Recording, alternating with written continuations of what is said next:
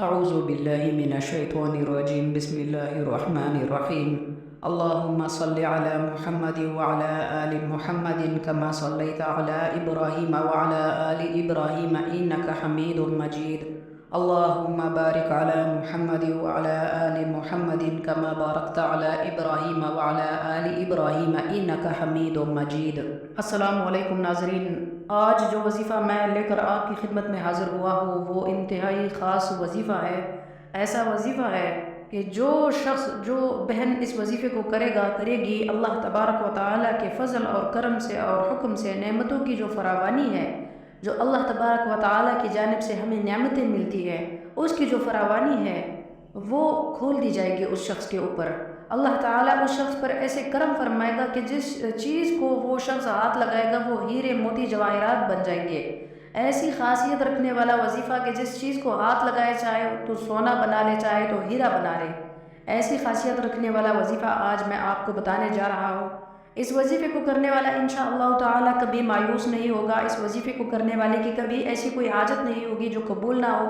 ایسا وظیفہ ہے جو انشاءاللہ تعالیٰ جو 100% آپ کو اس کی جو بینیفٹ ہے وہ ملے گی، آپ کو اس کا فائدہ ملے گا. یہ میں آپ کو گارنٹی کے ساتھ بتا رہا ہوں. تو جو بھی اس وظیفے کو اپنے عمل میں لائے گا، اللہ کے حکم سے اس پر رزق کی فراوانی ہوگی. اس شخص پر، اس بہن پر برکت کے دروازے کھلیں گے اور ایسی کرم نوازیاں ہوں گی جیسا کہ میں نے ذکر کیا ہے کہ جس چیز کو وہ ہاتھ لگائے گا وہ سونے، چاندی، ہیرے میں اللہ تبارک و تعالیٰ اس کو تبدیل کر دے گا. اب آپ نے کرنا کیا ہے کہ روزانہ وظیفہ دیکھیں نہایت آسان ہے. آپ نے کرنا کیا ہے کہ روزانہ آپ نے 2 رکعت نفل صلاۃ الحاجت کی نیت سے پڑھنے ہیں. اس کے بعد جب آپ نے 2 رکعت نفل نماز پڑھ لی، اس کے بعد پھر آپ نے ایک تسبیح پڑھنی ہے، الحمدللہ رب العالمین، الحمدللہ رب العالمین. بس آپ نے اتنا پڑھنا ہے. اللہ کا شکر آپ نے ادا کرنا ہے، الحمدللہ رب العالمین یہ آپ نے پڑھنا ہے. ایک تسبیح آپ نے پڑھنی ہے اور پھر اللہ کے حضور آپ نے اللہ کا شکر ادا کرنا ہے. جس حال میں بھی ہے آپ نے اللہ کا شکر ادا کرنا ہے اور اللہ سے اپنی حاجت، اپنی آپ کی جو بھی پریشانی ہے، جو بھی مسئلہ ہے، آپ نے اللہ سے وہ ڈسکس کرنا ہے. اللہ سے آپ نے اپنے تمام تر اللہ کے سامنے مطالبے رکھنے ہیں کہ یا اللہ مجھے یہ بھی چاہیے، مجھے یہ بھی چاہیے، مجھے یہ بھی چاہیے. اللہ تعالیٰ تو، اللہ کے خزانے تو بے شمار ہے. اللہ تعالیٰ تو چاہتے ہیں کہ میں اپنے بندوں میں ان کو بانٹوں، لیکن کوئی مانگنے والا ہے ہی نہیں. جب یقین کے ساتھ مانگے تو اس کو شکر گزاری کے ساتھ مانگے. جیسا کہ اللہ تعالیٰ فرماتے ہیں لَإِن شَكَرْتُمْ لَأَزِيدَنَّكُمْ، اگر تم میرا شکر ادا کرو تو میں نعمتوں کو تم پر زیادہ کر دوں، فراوانی کر دوں، تم پر کھول کے رکھ دوں. تو اللہ تعالیٰ تو خود فرما رہے ہیں قرآن پاک میں کہ میرا شکر ادا کرو. تو یہ وظیفہ اسی لیے خاص ہے. اس کے بعد میں آپ سے حضرت موسیٰ علیہ السلام کے دور کا ایک واقعہ شیئر کروں گا. تو انشاءاللہ تعالیٰ اس وظائف پر یہ جو واقعہ ہے یہ پورا اترتا ہے اور آپ کو خود اس سے اندازہ ہو جائے گا کہ بے شک اللہ تعالیٰ یہی چاہتے ہیں کہ اس کا ذکر کیا جائے، اس کا شکر ادا کیا جائے. تو یہ وظیفہ آپ نے ضرور اپنی زندگی میں کرنا ہے. 2 رکعت نفل آپ نے صلاۃ الحاجت پڑھنی ہے اور اس کے بعد 101 تسبیح آپ نے 100 دانوں کی ایک تسبیح لینی ہے. آپ نے 100 دانوں کی ایک تسبیح پر الحمدللہ رب العالمین پڑھنا ہے. اول آخر آپ نے 3 مرتبہ درود شریف پڑھنے کے ساتھ آپ نے یہ عمل کرنا ہے. اللہ کے حکم سے آپ پھر جو بھی مطالبہ اللہ سے کریں گے، میں نے آپ سے پہلے بھی ذکر کیا کہ اللہ آپ کی روزی میں برکت عطا فرمائے گا، برکت کے دروازے کھولے گا اور آپ جس چیز پر ہاتھ رکھے اللہ پاک اس کو سونا، چاندی، ہیرا اور جواہرات میں تبدیل کر دے گا. اللہ کے اختیار میں سب کچھ ہے. تو اب جو یہ واقعہ ہے یہ کچھ اس طرح سے ہے جس کا وظیفہ میں نے آپ سے شیئر کیا. اللہ تعالیٰ امت تک وہی واقعات پہنچاتا ہے جن کی اہمیت بہت زیادہ ہو. تو حضرت موسیٰ علیہ السلام کے دور کا واقعہ ہے کہ حضرت موسیٰ علیہ السلام اللہ سے کلام کیا کرتے تھے، کلیم اللہ تھے بے شک. تو اللہ سے کلام کیا کرتے تھے تو ان کے دور میں ایک نہایت مفلس انسان، اتنا مفلس کہ اس کے پاس نہ رہنے کو گھر ہے، نہ کھانے کو کچھ ہے، نہ پہننے کو کچھ ہے. اتنا مفلس ہے کہ زمین پر لت لیٹا ہوا ہے اور اپنے آپ کو اس نے مٹی میں، اپنے آپ کو، اپنے سطر کو اس نے مٹی کے ساتھ چھپایا ہوا ہے. تو اللہ کے نبی جب وہاں سے گزرتے ہیں تو حضرت موسیٰ علیہ السلام جب وہاں سے گزرتے ہیں تو ان سے مطالبہ کرتا ہے کہ اے موسیٰ تو اللہ سے کلام کرتا ہے، میرا ایک مطالبہ ہے، رب کے سامنے رکھ، اس سے پوچھ کہ کیسے میرے حالات بدلیں گے، میں مفلسی سے تنگ آ چکا ہوں، کیسے میرے حالات بدلیں گے؟ کہ اللہ میری زندگی کے حالات بدل دے اور مجھے کچھ پوچھ کر بتائیے کہ میں کیا کروں۔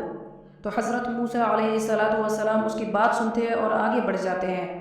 جب آگے آتے ہیں تو ایک اور شخص ان کو ملتا ہے جو کہ کہتا ہے کہ میرے پاس رزق کی فراوانی ہے، میرے پاس اتنا رزق ہے کہ مجھ سے وہ سنبھالنے نہیں سنبھل رہا، تو میں چاہتا ہوں کہ یہ رزق تھوڑا کم ہو جائے۔ تو آپ اللہ تعالیٰ سے کلام کرتے ہیں، اللہ تعالیٰ سے پوچھیے کہ مجھے کچھ بتائے کہ میں کیا کروں جس سے میرے رزق میں کمی آ جائے۔ تو حضرت موسیٰ علیہ السلام نے ان کی بات سنی اور اللہ پاک کے پاس پہنچے، اور اللہ پاک سے کلام کرنے کے لیے جب پہنچے تو اللہ کے سامنے ان دونوں اشخاص کے مسائل کو رکھ دیا۔ اللہ تعالیٰ نے حضرت موسیٰ علیہ السلام سے فرمایا کہ وہ جو پہلا شخص آپ سے ملا وہ مفلس ہے، لاچار ہے، اس کے پاس کچھ نہیں ہے، اڑنے کو کچھ نہیں، پہننے کو کچھ نہیں، اس سے کہیے کہ میرا شکر ادا کیا کرے، جب وہ میرا شکر ادا کرے گا تو میں اس کے حالات کو بدل دوں گا۔ اب جو دوسرا شخص آپ سے ملا جس نے کہا کہ میرے پاس رزق کی فراوانی ہے، دولت کے انبار ہیں، میں چاہتا ہوں کہ کم ہو جائے، تو آپ اس سے کہیے کہ وہ میری ناشکری کیا کرے، تو ناشکری کرنے سے اس کے رزق میں کمی آ جائے گی۔ تو حضرت موسیٰ علیہ السلام واپس آئے اور اس آدمی کے پاس جس کے پاس دولت کے انبار ہیں اسے ملے اور فرمایا کہ میں نے اللہ تعالیٰ سے تمہارے بارے میں پوچھا، اللہ تعالیٰ فرماتا ہے اس وقت وہ شخص اپنے باغ میں بیٹھا ہوا تھا، انار کھا رہا تھا اور اس نے ابھی انار توڑا ہے، ایک دانہ منہ میں ڈالا ہے۔ حضرت موسیٰ علیہ السلام نے اس کو بتایا کہ اللہ تعالیٰ فرماتے ہیں کہ میری ناشکری کر۔ اس نے کہا میں اس کریم رب کی ناشکری کیسے ادا کروں جو مجھے رزق عطا کرتا ہے؟ ابھی یہی کہنا تھا کہ اس کے ہاتھ سے وہ انار نیچے گرا اور ہیرے بن گئے۔ اللہ تعالیٰ کو شکر بہت پسند ہے اور اللہ تعالیٰ نے اس کی اس بات سے، اس کی شکر ادا کرنے کی وجہ سے اللہ تعالیٰ نے اس کے ہاتھ میں جو انار تھا اس کو بھی ہیرا بنا دیا۔ اس کے بعد جب حضرت موسیٰ علیہ السلام اس دوسرے شخص کے پاس پہنچے کہ جس کے پاس نہ پہننے کو کچھ تھا نہ اڑنے کو کچھ تھا، تو حضرت موسیٰ علیہ السلام اس شخص سے مخاطب ہوتے ہوئے فرماتے ہیں کہ اللہ تعالیٰ نے مجھ سے یہ کہا کہ اس شخص کو کہو کہ میرا شکر ادا کرے تاکہ میں اس کے حالات بدل دوں۔ تو وہ شخص کہنے لگا کہ میں شکر کس بات کا ادا کروں، شکر میں کس بات کا ادا کروں، میرے پاس آخر ہے ہی کیا؟ ابھی یہی کہنا تھا، جس مٹی میں لت پت وہ بیٹھا ہوا تھا اللہ تعالیٰ نے وہ بھی ایک دم سے ہٹا دی۔ اللہ تعالیٰ کو شکر بہت زیادہ پسند ہے، شکر ادا کرے، اللہ کا ہر حال میں شکر ادا کرے۔ الحمدللہ علی کل حال۔ رسول اللہ صلی اللہ علیہ وسلم نے فرمایا تم پر کیسے بھی حالات آئے، اللہ کا ہر حال میں شکر ادا کرو۔ اللہ کے شکر کا یہ نتیجہ ہوگا کہ اللہ تعالیٰ، بے شک میں یہ آپ کو وظیفہ بتا رہا ہوں، آپ کے حالات جیسے بھی ہیں، آپ بے شک خوشحال ہیں، آپ پریشان ہیں، آپ اللہ کا شکر ادا کریں، اور جن کے پاس زیادہ مال ہے وہ زکوٰۃ دے، اپنے مالوں کو حلال کرے، اللہ کے حکم پر وہ جو ہے وہ تعمیل کرے اور اپنے مالوں کی زکوٰۃ دے، اور جن کے پاس نہیں ہے وہ جس بھی حال میں ہے وہ اللہ کا شکر ادا کرے۔ تو یہ جو وظیفہ ہے یہ آپ اپنی زندگی میں لائے، انشاءاللہ آپ کو بے حد